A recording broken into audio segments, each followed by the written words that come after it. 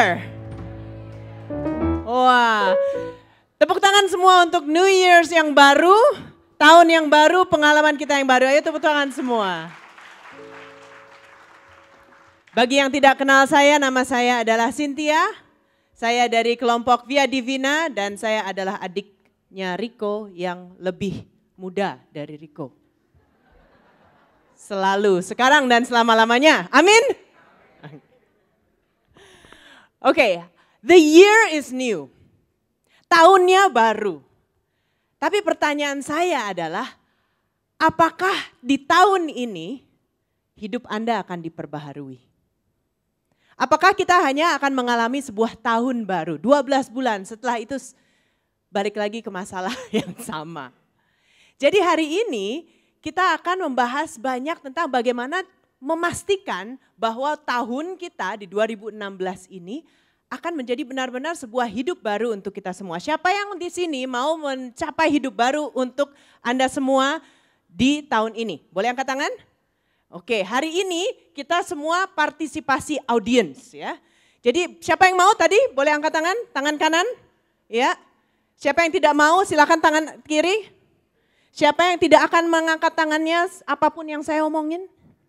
Ya, oke, ada juga. Oke, so hari ini benar-benar audience participation itu penting. Betul, penting? Jadi kalau saya bertanya Anda aduh lembut sekali, belum dikasih snack ya? Oke, nggak apa-apa, kita pelan-pelan aja. Unfortunately, kita itu tidak bisa memastikan bahwa di tahun ini Anda akan bahagia atau tidak. Betul? Tidak ada yang bisa memastikan. Setuju? Coba kalau kita lihat hidup kita, apakah hidup ini adalah seperti kapal atau seperti kereta api? Siapa yang bilang kereta api? Siapa yang bilang kapal? Siapa yang nggak tahu? Nggak apa-apa ya. Kenapa kapal, kenapa kereta api? Boleh saya minta salah satu orang partisipasi, soalnya kita penuh partisipasi audiens hari ini ya. Siapa yang bilang kereta api tadi? Nggak ada ya, oke. Kapal, kenapa bilang kapal? Karena ombang ambing. Karena apa lagi? Tidak? Dari benua ke benua ya. Biarpun belum pernah meninggalkan Jakarta, tapi ya bayangin aja bahwa itu benua ke benua, betul. Ya, jadi kalau kita lihat, kalau kita hidupnya seperti kereta api, Anda semestinya tahu mulainya di mana, endingnya di mana. Lewat jalan apa, dan pasti Anda akan melewati jalan itu, betul? Biarpun di Indonesia pun kita tahu bahwa kalau Anda dari Jakarta ke Jogja, itu pasti dari Jakarta ke Jogja, betul? Jadi sistem kita aja udah sebagus itu, oke? Tapi kalau kita bilang kapal, apalagi salah satu hobi saya itu diving kan, dari tempat-tempat tertentu kita sewa kapal. Dan di kapal itu kadang-kadang saya keluar ya, saya cuma mau lihat pemandangan, gila men. Kalau nggak ada GPS, kalau nggak ada peta, kita tuh benar-benar kita nggak tahu loh. Kita lagi di mana sekarang, betul? Dan kenapa juga hidup kita seperti kapal? Kadang-kadang ada sesuatu saat di dalam hidup kita, di mana kita melakukan sesuatu yang kurang baik, membuat keputusan yang kurang tepat, yang melakukan sesuatu yang kurang baik.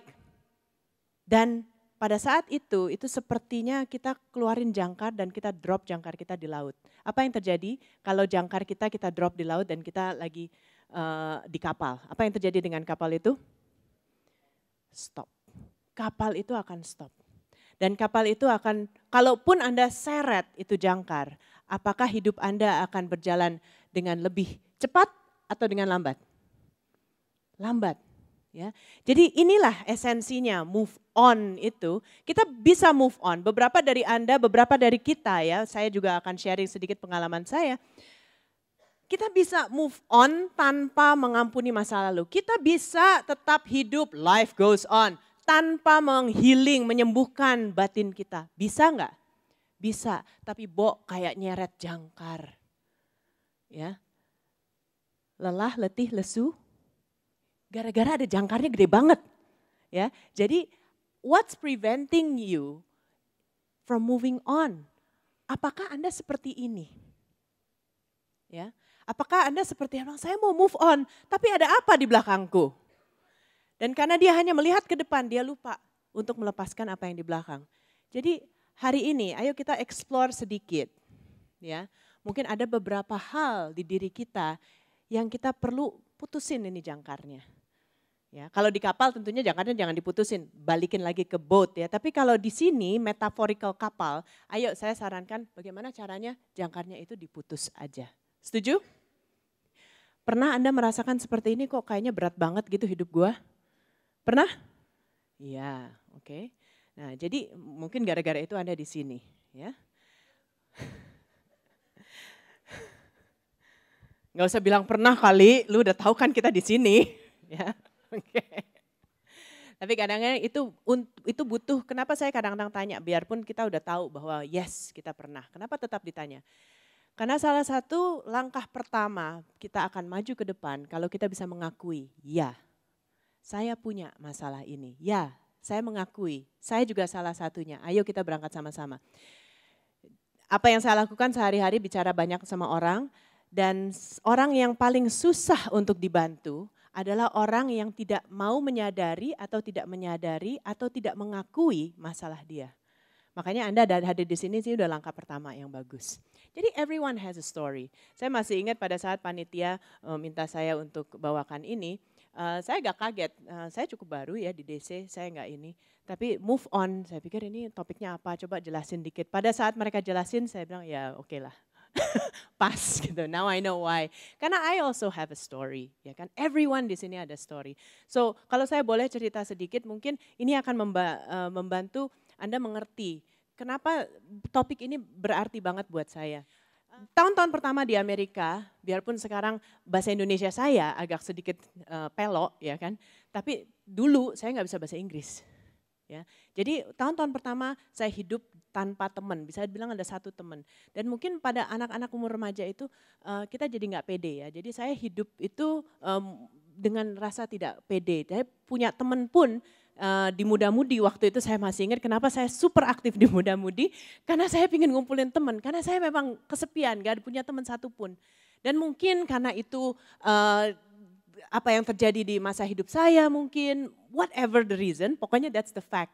Jadi biarpun saya sampai umur 20-an itu, I don't have self-confidence.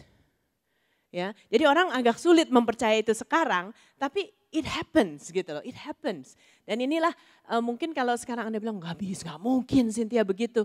Ya inilah puji Tuhan, this is what happens when you let God enter your life. Ya kan, tapi dan di situ saya ketemu Rico for the first time tahun 95 ya, di umur saya 21, nggak usah hitung kalkulator itu gampang sekali. Ya jadi ya itu gampang, tapi dia waktu itu umur 22. Jadi ya, jadi itu cerita. Dan waktu itu kita ke retret karismatik. Waktu itu saya ketua muda-mudi Katolik seluruh LA dan waktu itu kalau nggak salah juga 3 county LA, Orange County, San Diego.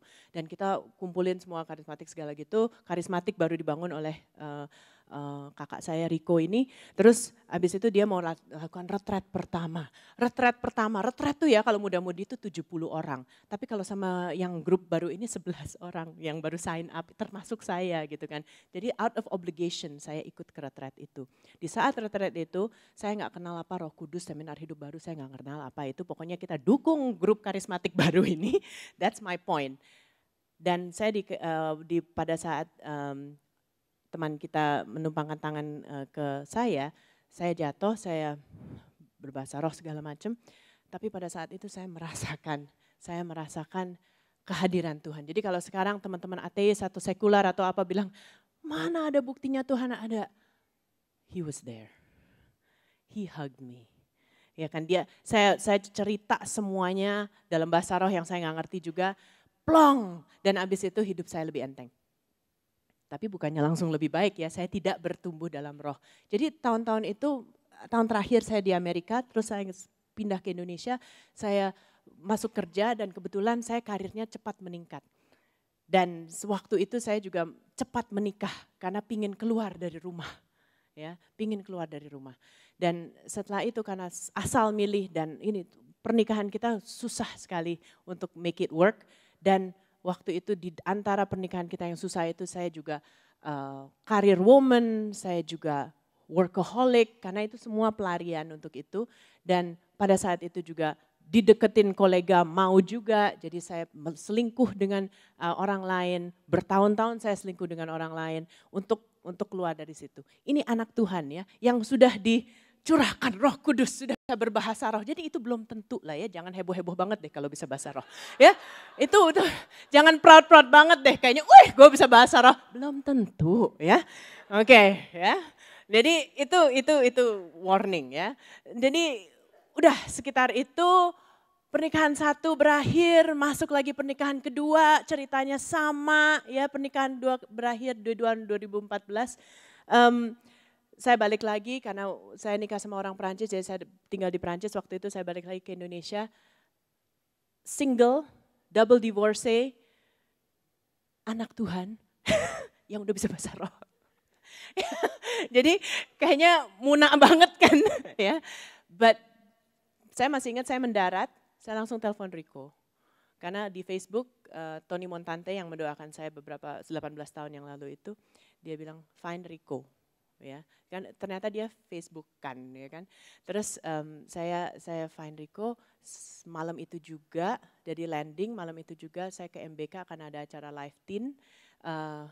Ketemu lagi beberapa teman yang ternyata DC mereka, ya kan, ketemu Vio, ternyata lu DC gitu kan, ketemu Lia for the first time dan segala macam itu. Jadi itu I decided this is where I need to grow. This is where I need to grow. Jadi disitulah mulai lagi perjalanan dari nol, nggak apa-apa ya dari nol. Dan disitulah saya menemukan kepenuhan lagi. Jadi teman-teman DC di sini ya, mereka luar biasa. Ya kita dibimbing, kita dididik segala macam dan ini lingkungan yang luar biasa. Jadi disitulah conversion story if you will. 3 tahun sebelum saya benar-benar sini, jadi mungkin 2012 lah, bukan 3 tahun, sekitar 2 tahun. Saya sempat galau juga kan waktu di Prancis gitu, berantem sama suami saya yang kedua itu, teman saya juga orang lain ya dia bilang saya suruh ke retret. Dan pada saat di retret itu saya bilang sama Tuhan, Tuhan kamu tuh kasih saya keterampilan banyak sekali. Public speaking, training, mau belajar cepat banget, nyanyi bisa segala macam. Why? Dan sempat waktu itu saya bilang, why you give me all these things kalau misalnya saya nggak bisa jadi apa-apa. Kenapa hidup saya kacau banget? Ya. Dan waktu itu seminar hidup baru lagi karena trial error lagi kan. Jadi pada saat itu saya lagi baca-baca firman, terus ada kata-kata kalimat firman itu kegelapan itu tidak suka sama terang, takut sama terang. Itu di Yohanes di awal. Dan dapat jawaban, saya nggak pernah dengar apa-apa kalau saya doa, saya nggak sok suci kayak gitulah. Tapi pada saat itu saya dengar dari suara hati, dia bilang, purify your life and I will show you how I will use you for your glory. Di dalam bahasa Indonesia, murnikanlah hidupmu dan saya akan kasih tunjuk bagaimana saya akan menggunakan kamu untuk memuliakan nama saya. Saya bilang, doa kata siapa tuh? Ya, I was very shocked. Sesi berikutnya adalah confession, ya, pengakuan dosa. Saya belum mengaku dosa selama 17 tahun. Jadi dosanya banyak, butuh iPhone untuk catat. Ya. Jadi saya buka iPhone, saya catat semuanya. Ya. Terus habis itu saya masuk ke ruang dosa, saya ngakuin dosa. Ada beberapa dosa yang butuh romo-romo khusus, ya, karena memang selama saya hidup kacau itu banyak sekali yang saya lakukan. Dan ternyata nggak semua romo bisa memaafkan semua dosa. Jadi get in line with the right romo. And then habis itu benar-benar life begins to change. Ya, hidup mulai berubah. Jadi mungkin kalau saya dipanggil untuk bicara untuk retret, biasanya nggak topik-topik yang holy. Biasanya topiknya dosa, biasanya topiknya move on, gitu-gitu. Jadi saya tahu panitia kalau nelpon, Sin tolong bawain topik. Iya, apa? Dosa, no problem, I can do that ya. Justru kitab suci, wah, shock. So everyone's got a story. Dan saya masih ingat waktu saya masih di kelas Tobit. Ya. Waktu itu ada saat di mana saya mulai aktif dan saya ikut kelas Tobit karena saya ingin tahu bagaimana menghargai tubuh saya. di situ saya kontribusi di kelas, saya tanya segala gitu. Dan saya merasa malu untuk tanya-tanya dan kontribusi. Jadi saya waktu itu Skypean sama Tony lagi, saya bilang kok saya malu ya berkontribusi. Saya nggak layak. Dan pada saat itu Tony bilang hati-hati suara setan. Karena setan akan membuat kamu merasa kamu nggak layak. Dan pada saat itu saya tanam. Jadi pada saat kita mulai convert, hati-hati dengan suara-suara yang bilang kamu nggak layak. Kamu ya jauhinlah dari Tuhan. Dia too good for you. Lu tuh siapa? Lu tuh kotor. Ya, dan itu yang kita mau share. Ayo kita pelan-pelan bahas dari sini. So everyone's got a story. Dan kalau kita lihat juga di kitab Lukas, Parable of the Divine Mercy. Ini kan tahun kerahiman Allah ya. Jadi anak yang hilang itu adalah sebuah parabel yang menyelamatkan saya. Di mana saya juga ternyata selama ini menjadi anak yang hilang, tapi versi cewek. Ya. Kalau di sana dia meminta kekayaan dari bentuk uang. Kalau saya sudah diberi kekayaan dari sisi talenta, saya sudah diberi uang juga, tapi diberi banyak hal. Dan kita berdua, kita foya-foyain. Sampai nggak ada apa-apanya. Jadi tubuh saya yang sehat, saya jarang sakit, saya foya-foyain dengan masukin alkohol, gitu, dengan pulang sampai jam 4 pagi. Ya, itu saya sia-siakan. Uang saya yang diberikan dari karir saya foya-foyain juga untuk nightlife, untuk shopping, untuk konsumtif. Ya adalah yayasan dikit-dikit. Tapi mostly yayasan CK Tang dan yayasan bukan Yoshinoya, Takashimaya. Kok jadi Yoshinoya sih? Padahal gak suka gitu Yoshinoya. Takashimaya, yayasan Takashimaya itu yang paling mendapatkan duit saya. Ya. All this type of thing. Saya sudah diberikan bapak dan ibu saya itu salah satu orang yang mendirikan marriage encounter di Indonesia. Saya sudah diberikan panutan segitu hebatnya. Saya sia-siakan dengan tidak bekerja keras dalam pernikahan saya. Ya, saya foya-foyakan itu. Jadi jangan pikir foya-foyakan itu cuma materi. Ya, kalau kita nggak take care of our body, kalau kita nggak take care of our brain, itu kita memfoya-foyakan apa yang kita kekayaan yang diberikan kepada bapak kita. Tapi lihat, pada saat anak itu balik ke bapaknya, anak itu dijemput di tengah jalan sama bapaknya. Ini gambar ini dia belum masuk ke rumah bapaknya yang udah lari keluar. Dan itu yang bapak kita temukan saya dengan teman-teman yang mengajak, dengan teman-teman yang mengajak Anda ke ruangan ini sekarang. Anda lagi dijemput. Pertanyaannya Anda jawabnya apa? Dan pada saat itu saya juga jawabnya dengan saya nggak layak. Jadikan saya budakmu aja. Dan apa yang dilakukan? Dikasih jubah. Dipotongin kambiang. Sapi. Ya, which is lebih gede juga. So that is the power. That is the power of God. Dia sudah mengampuni kita. Tapi did it take some risk? Yes. Karena anak ini harus bilang, ya udah deh, apa kata orang doesn't matter. Karena yang penting apa kata Tuhan. Nanti kalau gue dipukulin sama budak-budaknya bokap gue gimana? Ya udah deh, gue pulang anyway. Saya juga sama. Kalau pulang ke Indonesia, benar-benar ngakuin bahwa aku divorce lagi. Kalau saya benar-benar begini, apa kata orang? Terus saya bilang, you know what? Apa kata orang doesn't matter. Apa kata Tuhan? Mungkin tuh faktor U juga ya, habis 40 we really don't care. Ya kan?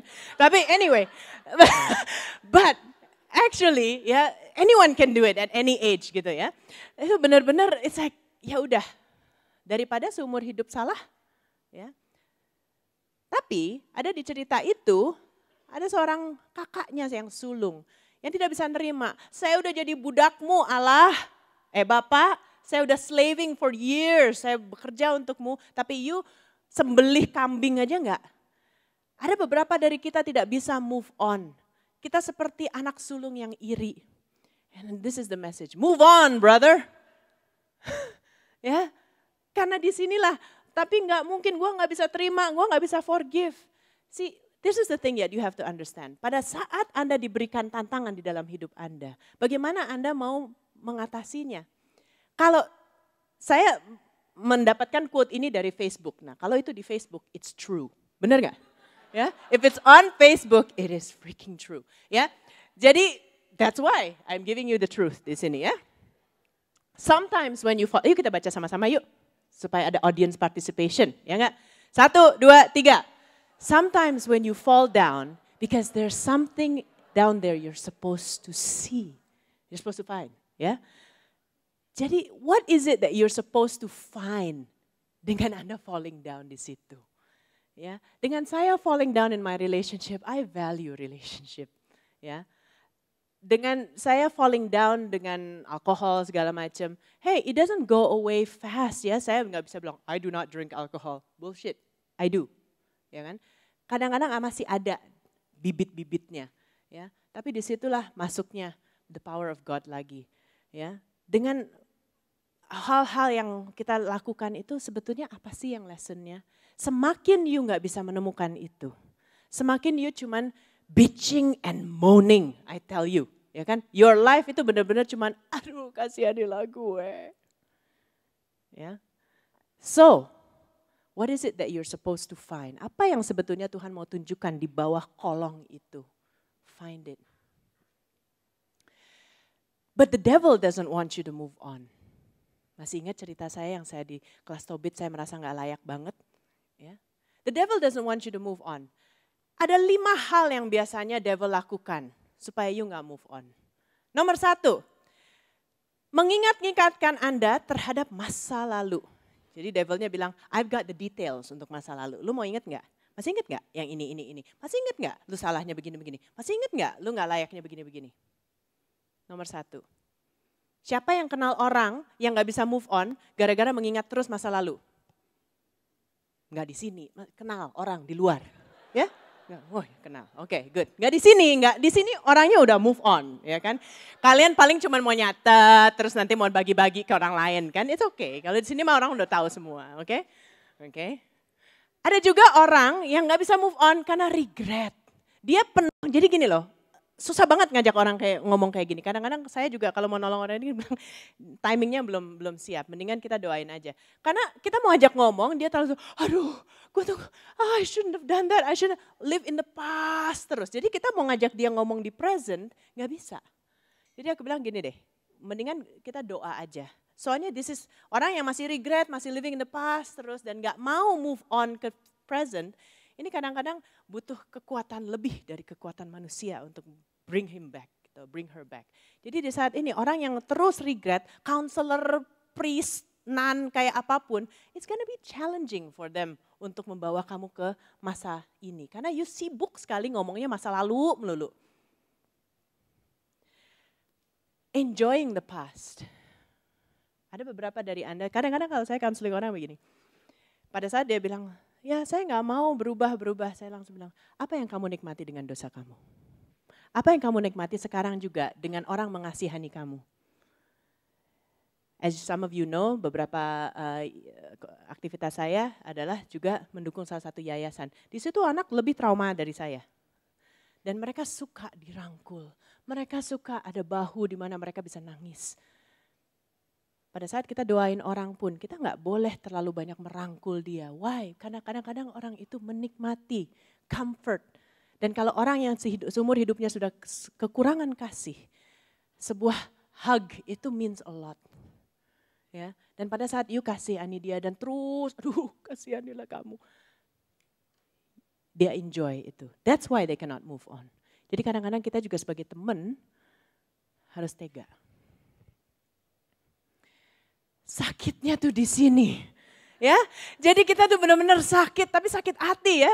Jadi kita tuh, aduh, setiap kali kita ngomongin move on-nya kita, story kita sibuk again ngomongin betapa sakitnya gue disakitin. Nah ini kadang-kadang move on tuh ada 2 tipe. Move on dari dosa yang Anda lakukan, ya. Itu satu, Anda bisa memaafkan diri sendiri atau tidak. Tapi ada yang kadang-kadang lebih challenging adalah move on dari dosa yang kita tidak lakukan. Seperti nanti salah satu narasumber kita adalah bapak dan ibunya Ade Sarah. Ya. Dan itu pada saat anakmu diambil nyawanya sama orang lain, how do you move on? Oke. Pada diem semua deh kalau udah ngomong kayak gitu. Oke. The last thing adalah fear the future. Saya mau move on tapi nanti gimana? Nanti gimana? Seperti anak yang hilang itu juga, nanti kalau saya digebukin pembantu saya gimana? Nanti kalau Cynthia balik, terus apa kata lu orang kalau tahu gue tuh ini? Sampai sekarang pun ada beberapa orang di keluarga saya masih merasa itu sangat tabu. Makanya untuk sharing-sharing yang masif itu saya harus sensitif dengan perasaan mereka. Ya. So I suggest gini, let's fall up to Christ. Jangan fall down, fall up to Christ. Let Him help you. Ada 6 langkah yang saya propose kalau Anda mau move on. Silakan dicatat kalau Anda punya handphone, it's okay. Own it. Nomor 1 adalah own it. Realize bahwa kalau Anda nggak move on, itu salah Anda. Bukan karena you did me wrong, karena ada orang berdosa sama Anda, saya tidak bisa memaafkan dia karena dia yang berdosa kepada saya. No. Kalau Anda sampai sekarang belum move on, itu salah siapa? Semua bilang saya. Saya, susah ya. Ya. Salah saya. Tapi kan dia yang dosain saya, yes. Tapi ibaratnya you masih belum memaafkan dia. Ibaratnya orang gini loh, lu yang minum Baygon, lu ngarepin dia yang mati. Interesting? You yang minum racun, tapi you ngarepin orang lain yang mati. It doesn't happen. Kedua, kalau Anda sudah own it, this is amazing. Di sini Anda bisa melihat pelajarannya. Oh ternyata gue tuh kurang ini, gue tuh terlalu ini. Di sini Anda baru bisa pelajaran. Jangan harap Anda mendapatkan pelajaran dari falling down Anda kalau Anda belum pernah own it. Kalau Anda masih merasa itu salahnya orang lain. And then you learn, and then you accept, this is my life, this is my design. Saya sudah membiarkan diri saya menjadi begini, saya nggak mungkin rewind. Tapi saya juga nggak pernah bilang sama Tuhan, Tuhan mendesain saya untuk divorce 2 kali. No, ya. Tapi saya memutuskan untuk lakukan ini, but it's done. This is my life. Accept it. Pada saat Anda bisa accept, then you can forgive. Pada saat Anda bisa forgive, Anda bisa melihat sebenarnya ini bukan sesuatu yang negatif. Ini sesuatu yang Anda bisa grateful. You are grateful. Ternyata I'm blessed with an imperfect life. Semoga dari apa yang saya bagikan di sini, Anda juga merasa diberkati. Nah, kalau misalnya Cynthia tidak pernah mengalami hal seperti ini, apakah saya bisa share ini? Halo? Tidak. You are blessed because I have an imperfect life. Dan itu manifestasinya Tuhan. Dan dari sinilah ayo kita bagi untuk share. Banyak sekali kita banyak orang grateful, tapi kurang banyak yang men-share. And untuk lakukan ini we need to take risk. We need to move on. Ya. Dan taking risk ini kadang-kadang ini the old you and the new you itu perlu jembatan. Jurangnya sangat dalam. Dan kalau kita tahu ada di Cina itu ada jembatan kaca, ya. Dan ini orang, kadang-kadang beberapa dari Anda sudah masuk ke sini, sudah mulai mau move on. That's good, Anda sudah masuk ke jalan jembatan kaca ini. Tapi pertanyaannya adalah bagaimana Anda menjalani jembatan kaca itu? Ada yang jalaninya sambil ngerangkak, looking down terus. Kembali lagi ke masa lalu, don't look down on your past. But instead look ahead to your Savior. Lihat betapa entengnya mereka berdua jalan pada saat mereka begini. Tapi kalau Anda terus jalan gini, ya, Anda akan lama sekali. Take a risk. Saya juga coba mengalahkan my fear of heights dengan naik-naik kayak gini. Jesus is your rope. Jesus is your strength. You gak akan fall. Dan pada saat itu, saat Anda sudah mengalami ini, sudah bisa begini, Anda akan bilang TGIF, not because it's Friday. Ya, tapi TGIF, thank God I'm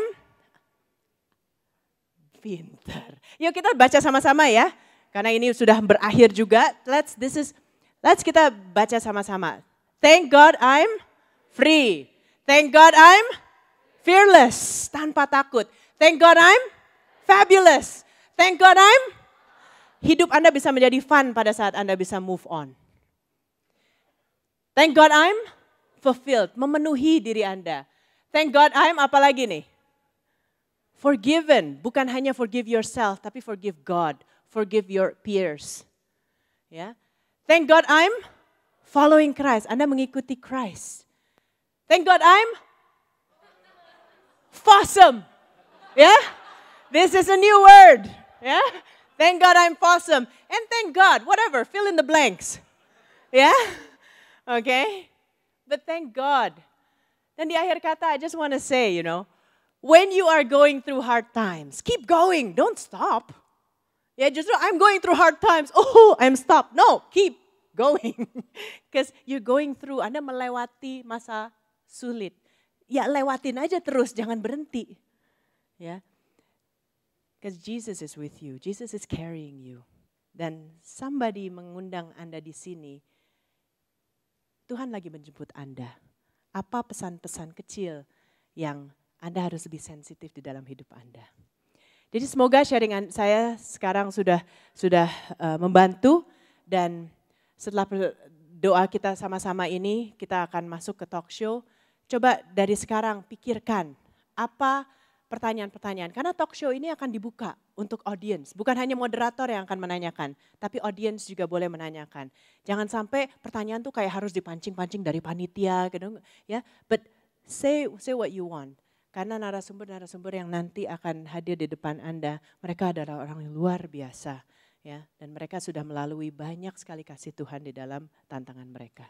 Terima kasih atas perhatian Anda, Tuhan berkati.